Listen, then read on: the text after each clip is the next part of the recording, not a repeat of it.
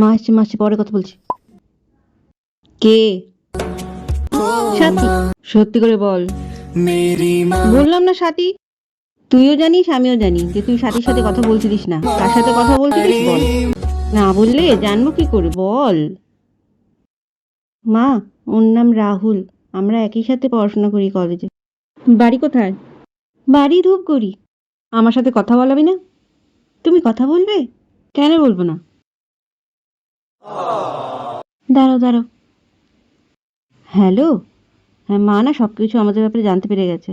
তোমার সাথে কথা বলতে চাইছে। আরে ভয় পেও না, কিচ্ছু হবে না। না, কথা বলো। নাও।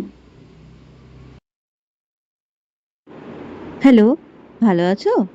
হ্যাঁ, শুনলাম তো সবকিছু। তুমি যে আমার মেয়ের সবকিছু জেনে পছন্দ করেছো, আমি তাতেই খুব খুশি। ও মা, জানো না? হ্যাঁ, ওর তো অনেক ধরনের গুণ আছে।